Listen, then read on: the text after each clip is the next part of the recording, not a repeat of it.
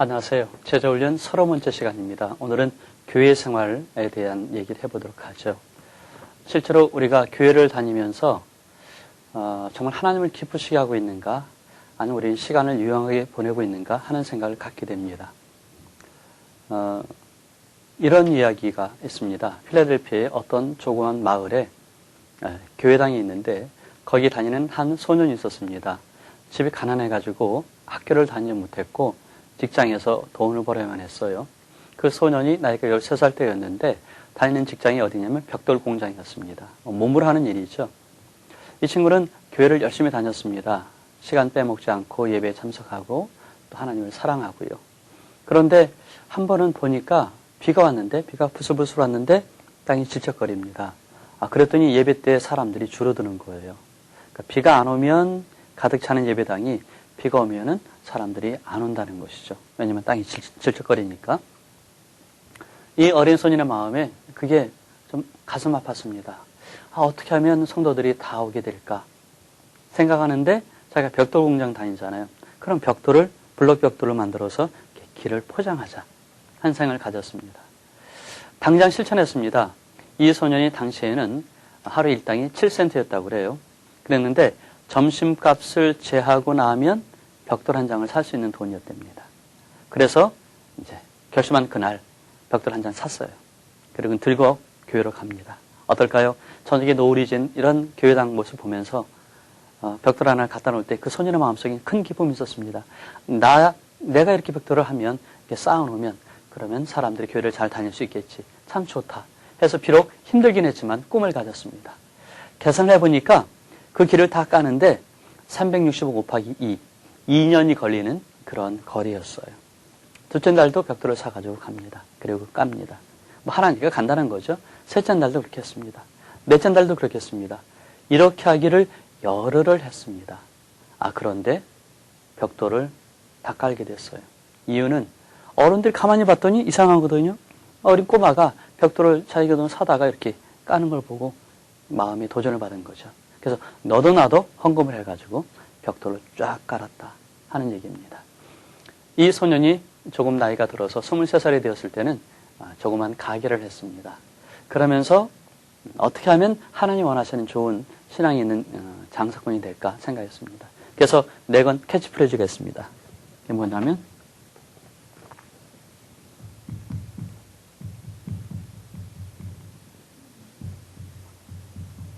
소비자는 왕이다. 우리가 잘 아는 얘기죠. 이 사람은 존 와나메이커라는 사람입니다. 훗날 백화점 왕이 되었죠. 점점 더 가게가 이렇게 부흥이 돼 갑니다. 왜 그럴까요? 처음으로 정찰제를 실시했습니다. 어떻게 하면 왕인 손님을 잘 섬길까 생각해 보니까 값을 가지고 따질 필요가 없잖아요. 정찰제. 그 다음에 두 번째로는 최초로 AS를 해준 겁니다. AS라기보다는 교환을 해준 거예요. 상품이 하자가 생기면은 갖고 오면 그냥 환불을 해줬습니다. 그러니까 사람들이 믿을 수 있죠. 그 가게 사람들이 많이 모이죠. 모이다가 점점 더 커져서 백한일이 된 거죠. 훗날 이 소녀는 돈을 벌게 돼서 마치 기회가 돼가지고 교회당을 짓게 됐습니다. 교회당을 짓는데 100만 불을 헌금을 하게 됐습니다. 그래서 아름다운 교회당을 짓게 됐거든요. 그때 그 가슴에 뿌듯함이 있었습니다. 야, 내가 벽돌 한 장 쌌던 그때가 엊그제 같은데 하나님 나에게 복을 주셔서 이렇게 교회당을 위해서 헌금하게 했구나. 그리고는 이제 좀 더 돈을 벌면서는 해외 선교비로 보내게 됐습니다. 한 번은 중국에 이제 선교를 보냈어요. 근데 그 선교비로 교회당을 짓게 되었습니다. 정말 잘 지었나 한번 보러 가게 됐습니다. 그랬는데 교회당 앞에 이상한 광경이 벌어졌습니다. 할아버지가 소 한 마리와 청년이 끄는 멍에죠, 쟁기죠. 쟁기를 이래 하면서 이제 끌고 가는 겁니다. 사람과 소가 같이 있는 거예요. 궁금해서 물어봤습니다. 아니, 어떻게 된 겁니까? 할아버지가 얘기를 하죠. 우리는 저 교회를 다니는데, 근데 건축을 해서 헌금을 해야 됐다. 근데 헌금하려면 돈이 필요한데 돈이 없다. 마침 이 쟁기를 끄는 소가 2마리가 있는데, 우리 아들이 건장하니까 한몫 살기로 하고 소 마리를 팔고 그걸 헌금을 했다. 이 일 듣고 저는 와나메이커가 큰 감동을 받았어요.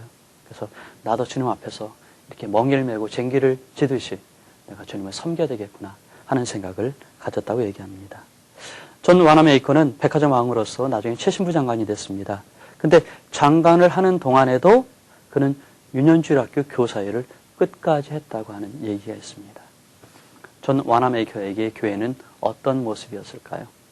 자, 우리 한번 생각해 볼 필요가 있겠습니다. 교회.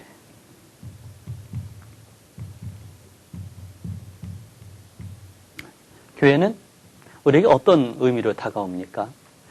저는 교회를 유치부 때부터 나갔었습니다. 초등학교에 다니고 중학교, 고등학교, 대학. 그리고 이제 전사가 됐었고 목사가 됐으니까 그 다음에 교회 생활은 저에게 아주 밀접한 관계가 되죠.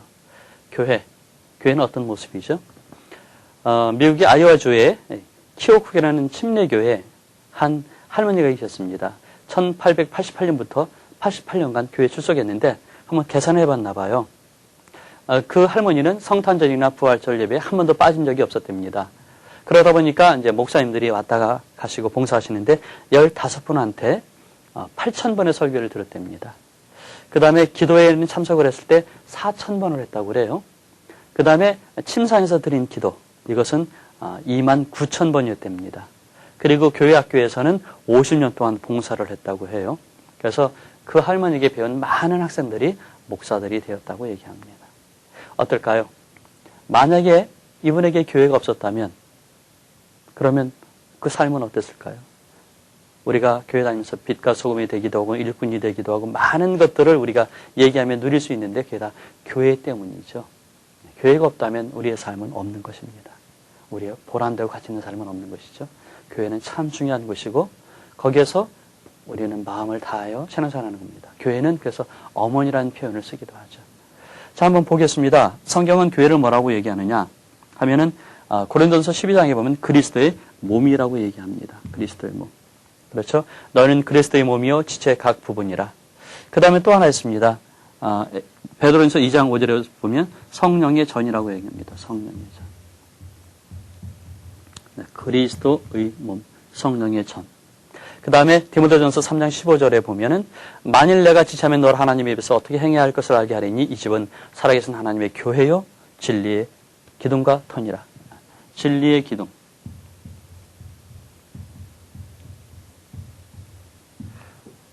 그리스도의 몸을 이루는 것, 지체로서, 그 다음에 성령이 거하시는 것, 진리가 있는 기둥, 그리고 터라고 하는 것이죠. 자, 그럼 교회는 어떤 의미로 사용을 되었을까? 몇 가지 있는데, 사도행전 5장 11절에 보면 예배를 위해서 일정한 지역에 모여있는 신자들의 모임을 얘기합니다. 교회, 모임이라는 얘기죠. 또 있습니다. 로마서 16장 5절에 보면 개인의 가정에서 이렇게 모인 사람들, 물론 이제 예배를 드리기 위해서 말씀을 배우기 위해서 모인 사람들이 되겠죠. 그 다음에 에베소 1장 22절에 보면 예수를 구주로 영접한 그런 사람들의 영적인 연합된 모습, 집합체. 그래서 교회에 모이는 사람들은 예수 그리스도를 구주로 영접한 사람이 된다는 것이죠. 자, 우리가 모이는 교회 마찬가지일 수 있습니다. 그럼 이 교회는 어떤 특성이 있을까 할 때 그 하나가 통일성입니다. 교회는 하나라는 것이죠. 그래서 단일하다는 뜻보다는 그 안에 함께 있다는 것입니다. 이 통일성을 이야기할 때 어떤 게 있을까요? 우리가 한 하나님을 믿고요. 한 성령님을 그 다음에 하나의 신앙 고백을 갖고 있거든요. 그래서 우리는 하나가 될 수 있습니다.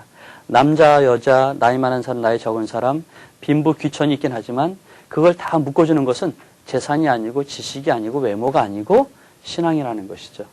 한 하나님을 한 예수 그리스도를 구주로 영접하고 성령이 도우심을 받으며 인도하심을 받으면서 우리가 하나의 신앙 고백을 갖는다는 통일성이 있다는 것이 중요합니다.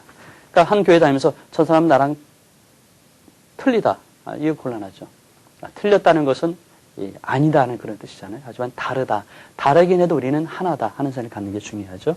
그 다음에 교회는 여기서도 나왔지만은 거룩하다는 겁니다. 거룩함.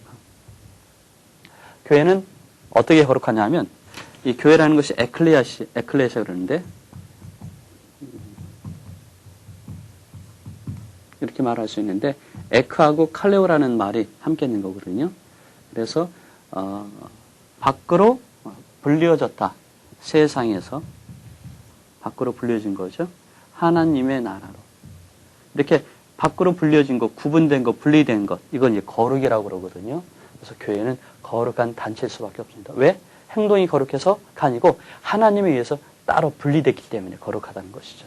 물론 이 거룩함 속에서는 성화의 과정을 통해서 점점 외모도 성품도 하는 일도 거룩한 곳으로 변화가 되는 건 사실이지만 이 완성이 안 된 상황에서는 우리 인간 어쩔 수 없이 완전한 거룩은 아닙니다. 하지만 거룩의 속성을 갖는 것이죠. 하나님 때문에.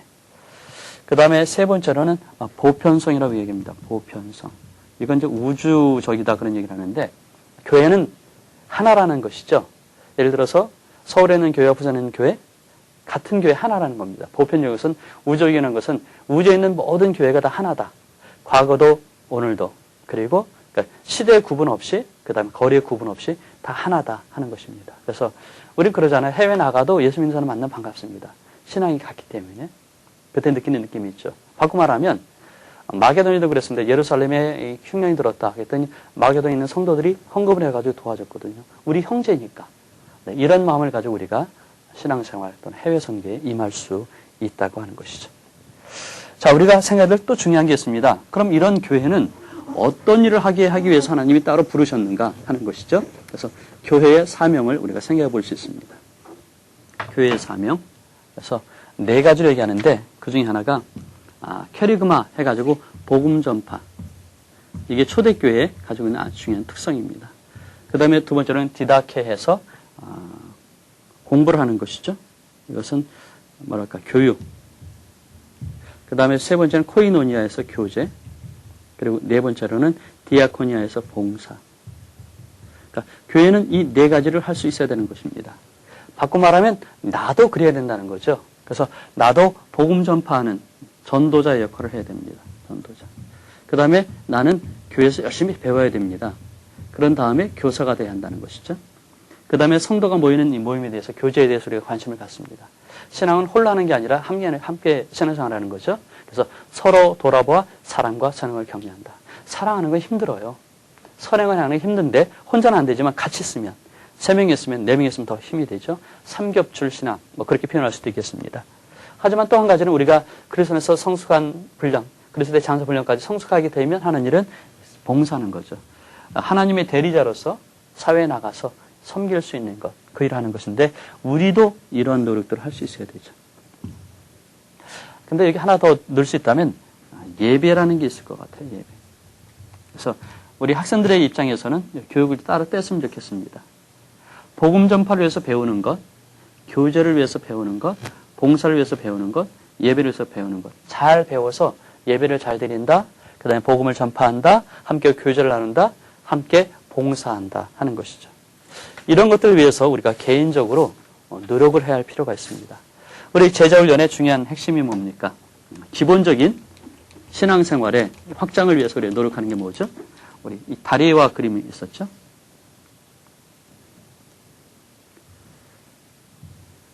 첫째로는 예수님이 누구신가? 그래서 예수님에 대한 고백이 필요하죠. 중심 되신 그리스도. 그 다음에 그리스도에게 순종하는 삶을 살아야지 하는데 이 신앙 고백 두 가지가 확장되기 위해서는 하나는 말씀. 이렇게 하죠. 또 하나는 기도. 또 하나는 교제. 또 하나는 증거. 이 네 가지 영역에서 우리가 성숙해져 가는 것이 참 필요한데 이것과 연결시켜 볼 수 있을 것 같아요. 그래서 우리가 각각 이 영역들에 대해서 어떻게 할 것이냐 하는 것들을 관심을 갖는 게 좋을 줄 압니다. 예를 들어서 예배를 드린다. 이럴 때는 어떻게 할까요? 예배 시간 전 10분 전에 가는 게 중요하겠죠. 모든 공예배는 참석한다. 그 다음에 몇 시간 10분 전에 참석을 한다. 그 다음에 들어가서 찬송을 부를 때 열심히 부르는데 그 전에 미리 예습하는 겁니다. 본문 말씀을 미리 읽는다. 그 다음에 기도할 때 참여하고 찬송할 때는 뜨겁게 하고 그 다음에 헌금을 드릴 때는 진정한 마음으로 드리고 그리고 예배가 마치고 난 다음에 함께 교제를 나누는 일들이 필요하죠. 예배에 빠지지 않고 나가는 것, 모든 예배에 참석하는 것이 우리 성도로서의 의무가 되거든요. 학생 시절에도 이게 아주 중요하다는 얘기죠. 그 다음에 또 뭐가 있을까요? 복음 전파. 이걸 위해서 우리 노력을 해야 됩니다. 복음 전파는 영적인 어떤 게 강건함을 키우는 것인데, 운동하는 것인데, 우리 학생 시절의 복음 전파는 아주 중요하죠. 그래서 자기의 신앙을 고치시키고, 그 다음에 복음을 전한다는 아주 좋은 의미가 있기 때문에 우리가 이전에 공부했는데 다시 한번 복습해서 잘할 필요가 있다는 것입니다. 그 다음에 모여서 교제 나누는 것. 이것은 뭐 여러 가지 행사들이 있는데 먹는 거, 노는 것도 포함시킬 수 있습니다. 함께 나누는 것들을 우리가 나쁘게 생각하는 게 아니라 함께 해 나가는 것이 필요하다는 것이죠.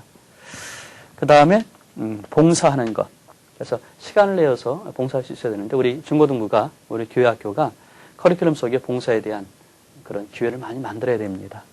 자, 중요한 것은 이런 네 가지를 할 수 있기 위해서 우리가 가르침을 받아야 되고 또 물어봐야 되고 노력을 해야 할 필요가 있다는 것이죠. 그러면 이제 내 신앙생활에서 무엇이 부족한가? 이 네 가지에 맞추어서 자기들의 자신의 장점과 단점, 잘하고 있는 것 못하는 것을 우리가 적어보는 노력이 필요하겠습니다. 그 다음에 또 하나씩 있다면 우리 인간관계 속에서 교회 있는 식구들에게 우리가 얼마나 관심을 갖고 있느냐는 겁니다. 저는 이제 교회에서 중고등부 헌신예배 때 물어보죠. 회장에게. 회장, 전사님의 생일을 기억하냐? 전사님의 식구들을 아느냐? 선물을 했느냐? 이렇게 물어보는데 그래야 우리가 신앙생활 할 때 가장 중요한 게 인간관계거든요. 그래서 목사님, 우리 지도하시는 전사님 또는 담임 선생님, 동성 친구 또는 이성 친구에 대해서 우리가 점점 폭넓게 교제하는 노력이 필요합니다. 인사하고 칭찬하고 또는 뭡니까? 선물을 하고 편지하고 하는 일들 속에서 우리가 같이 더불어서 자라가는 것이 필요하죠. 에베소 3장에서 말하고 있는 것처럼 4장도 그렇지만 연합하는 거, 교회 연합하는 거. 그걸 지금 배워서 우리가 나중에 가르쳐야 됩니다. 그래서 잘 배우는 게 필요하죠. 하지만 우리 중고등학생들에게 요구하고 싶은 또 하나의 것은 뭐냐면 고학년일 때 뭐 하느냐 하는 겁니다. 고학년. 실제로 교회 교육을 생각할 때 선생님이 학생들이 가르치는 중요한 얘기가 있지만 선배가 주는 또 중요한 도전과 그리고 위기들 속에서 배워지는 신앙이 있거든요. 전통이라고 그러죠. 그래서 우리 고3 같은 경우에는 실제로 중요한 믿음의 모범이 돼야 되죠. 자, 한번 어떤 교회에 수련회 갔습니다. 가서 이제 열심히 3박 4일 동안 수련하는데 셋째 날 저녁에 고3 학생들이 왔어요. 대학 시험 준비하다가 이제 온 거죠. 근데 프로그램을 뭘 하더라고요. 근데 이상해요. 그때 그 장소에는 3개 교회가 나왔는데 한 교회에서는 뜨겁게 기도회를 하고 한쪽에서 캠파이어 하면서 신앙의 결단을 하는데 이 교회는 귀신놀이 하더군요. 그래서 흰푸대를 둘러쓰고 길거리에서 꺄! 하고 놀려주는데 제가 다음날 전사님에 물어봤어요. 전사님, 왜 어제 귀신놀이 했습니까? 그랬더니 그거요? 제가 한 게 아니고 고3들이 한 겁니다. 왜요? 전통이랍니다. 그러니까 프로그램 짤 때 전사님한테 이거 우리 전통이에요 하면 전사님이 할 말이 없는 거예요. 사실은 교회를 죽이고 살리는 것은 그런 의미에서는 우리 선배들의 역할이 중요한 줄 압니다. 그리고 여름 수련회 때 저는 이제 강사를 하면서 제일 안타까운 게 그거예요. 첫째 날, 둘째 날, 셋째 날 후배들은 막 은혜 받고 있는데 셋째 날 와가지고 이렇게 판 깨는 거. 이건 정말 못할 일이거든요. 그래서 저는 부탁을 합니다. 아예 너희들 안 오려면 안 오고 오려면 첫날부터 와라. 그리고 회비 다 내고 와라. 그랬는데 회비도 안 내죠. 늦게 나오죠. 그런 친구들에게 마음 자세는 게 참 불안해요. 그런 의미에서 우리 선배들이 잘해야 되는데 내가 선배면 교회 생활을 위해서 우리가 준비를 잘 해주는 것이 필요하죠. 교회를 통하여 주님께 영광 돌리는 일이 아주 중요합니다. 우리 지금까지 공부했던 것 다 무엇이죠? 그게 우리 교회 안에서 신앙생활을 지원하는 일들이잖아요. 그래서 교회를 통해서 잘 배우고 그 다음에 내 입장에서 배웠으니까 후배들에게 영향을 주는 그런 선배가 될 수 있기를 바랍니다. 오늘은 여기서 마치겠습니다.